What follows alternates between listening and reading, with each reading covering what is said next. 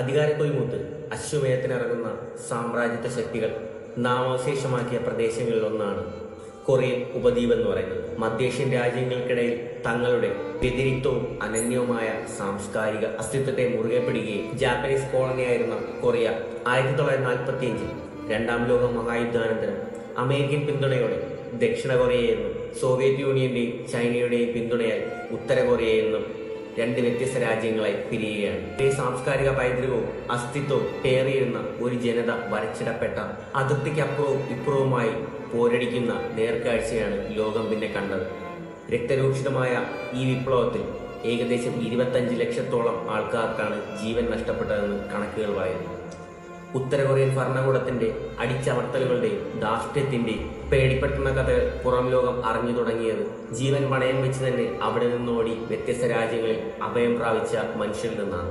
ഭരണകൂടത്തിന്റെ ഉരുക്കുമുഷ്ടികളെ തന്നെ മറികടന്ന് മരണം പോലും പതിയിരിക്കുന്ന ഉത്തര കൊറിയൻ അതിർത്തികളും കടന്ന് ഒരു നേരത്തെ ആഹാരവും അല്പ സ്വാതന്ത്ര്യവും മാത്രം കൊതിച്ചുകൊണ്ട് ഉത്തര കൊറിയൻ ജനതകളിൽ ഒരുപാട് പേർ ശ്രമിക്കുന്നുണ്ട്. അങ്ങനെ ഉത്തര കൊറിയയിൽ നിന്ന് രക്ഷപ്പെടാൻ ശ്രമിച്ച ഇയോമി പാർക്ക് എന്ന ബാലികയുടെയും തൻ്റെ അമ്മയുടെയും കഥയാണ് ഇൻ ഓർഡർ ടു ലീവ് എന്ന പുസ്തകത്തിലൂടെ വിവരിക്കുന്നത്.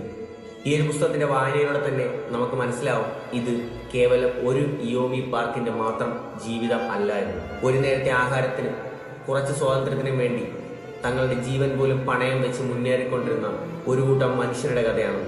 മകളുടെ ശരീരം നോട്ടമിട്ട ഒരു ചൈനീസ് ഏജന്റിന് മുന്നിൽ സ്വന്തം ശരീരം കൊടുക്കേണ്ടി വന്ന ഒരു അമ്മയുടെ കഥയാണ്. സ്വന്തം കൺമുന്നിൽ വെച്ച് തന്നെ സ്വന്തം അമ്മയെ ബലാത്സംഗം ചെയ്യുന്നത് കണ്ടു നിൽക്കേണ്ടി വന്ന ഒരു ബാലികയുടെ കഥയാണ്. വിശന്നു വലിഞ്ഞപ്പോൾ ചത്ത ഉരുവിന്റെ മാംസം ഭക്ഷിച്ചു എന്ന പേരിൽ പട്ടിണിക്കിടപ്പെട്ട് സ്വന്തം ശരീരത്തിൽ വെടിയുണ്ടകളെ ഏറ്റുവാങ്ങി മരണമടഞ്ഞ ഒരു ക്ഷയരോഗിയുടെ കഥയാണ്. പുഴുക്കളെയും പ്രാണികളെയും ആഹാരമാക്കേണ്ടി വന്ന കുഞ്ഞു കുഞ്ഞു ബാല്യങ്ങളുടെ കഥയാണ്. സ്വന്തം വിസർജ്യം പോലും തങ്ങളുടെ രാജ്യത്തിന് വേണ്ടി നൽകപ്പെടാൻ വിധിച്ച കുറേയേറെ ജീവിതങ്ങളുടെ കഥ.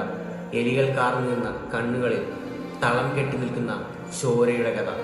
ഉത്തര കൊറിയയിൽ നിന്ന് ഒരു നേരത്തെ ആഹാരത്തിനും കുറച്ച് സ്വാതന്ത്ര്യത്തിനു വേണ്ടി തന്റെ ബാല്യം തന്നെ ഉപേക്ഷിച്ച് തന്റെ അമ്മയോടൊപ്പം ഇറങ്ങി തിരിച്ച ധീരയായ ഒരു വനിതയായിരുന്നു ഇയോമി പാർക്ക്. തന്റെ ജീവിതം വളരെ ആത്മസമർപ്പണത്തോടെ തന്നെ ഇയോമി പാർക്ക് തന്റെ ആത്മകഥയായ ഇൻ ഓർഡർ ടു ലീവ് എന്ന പുസ്തകത്തിൽ വരച്ചു കാട്ടുന്നുണ്ട്. ഏകദേശം 250 പേജുകളോളമുള്ള ഇൻ ഓർഡർ ടു ലീവ് എന്ന ഇയോമി പാർക്കിന്റെ ആത്മകഥ വായിച്ചു കഴിയുമ്പോൾ ഏതൊരു വായനക്കാരന്റെയും മനസ്സിൽ ഒരുപാട് ചോദ്യങ്ങൾ അവശേഷിക്കുന്നുണ്ടാവും, ഒരുപാട് സങ്കടം അവശേഷിക്കുന്നുണ്ടാവും. ഞാൻ പറഞ്ഞത് വേദനാജനകമാണെങ്കിൽ ഈ ഒരു പുസ്തകം വായിക്കുന്ന ആൾക്ക് അത് അതികഠിനമായ വേദനാനുഭവം സമ്മാനിക്കുന്നതായിരിക്കും.